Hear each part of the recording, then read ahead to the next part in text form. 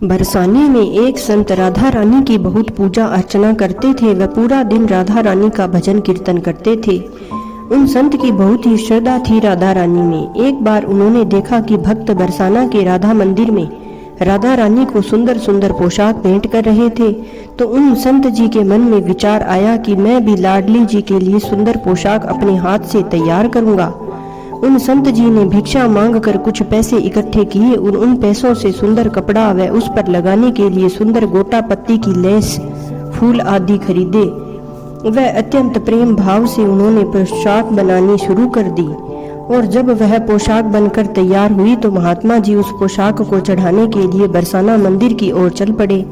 बरसाना में राधा रानी का मंदिर कुछ ऊंचाई पर है और कुछ सीढ़ियां चढ़ने के बाद उन महात्मा जी के पास एक छोटी सी बालिका आई और उसने उन महात्मा जी से प्रणाम किया और पूछा कि इस थैले में क्या है। तो महात्मा जी ने कहा कि इसमें तो किशोरी जी के लिए पोशाक है।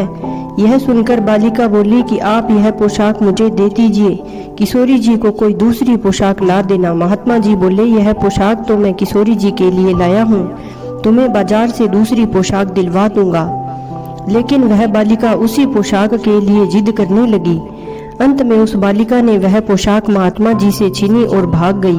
अब तो महात्मा जी वहीं मंदिर की आधी सीढ़ियों के बीच बैठे हैं, अपने भाग्य को कोसते हुए रोने लगे और महारानी जी से कहने लगे कि मेरे जैसे तुच्छ प्राणी के हाथ से बनी किशोरी जी ने स्वीकार नहीं की।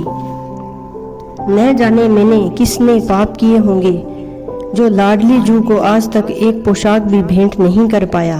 इतनी देर में वहां के अन्य महात्मा आए और उन महात्मा जी को दुखी होने का कारण पूछा तो सारा वृतांत उन्हें बताया। अब वे दूसरे महात्मा जी बोले कि जो लाडली जू को मंजूर था सो हो गया, अब चलो मंदिर चलकर प्रिया जू के दर्शन करते हैं। इस प्रकार वे महात्मा जी उन पहले वाले महात्मा जी को लेकर मंदिर चलते हैं और जैसे ही महात्मा जी मंदिर पहुंचते हैं उनकी आंखें फटी ही रह जाती है। महात्मा जी क्या देखते हैं कि किशोरी जी वही पोशाक पहने हैं जो महात्मा जी ने बनाई थी और महात्मा जी को सब बातें समझ आ गई।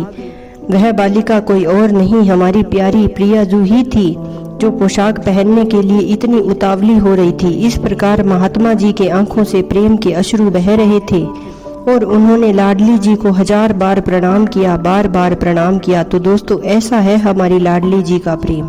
जय श्री राधे।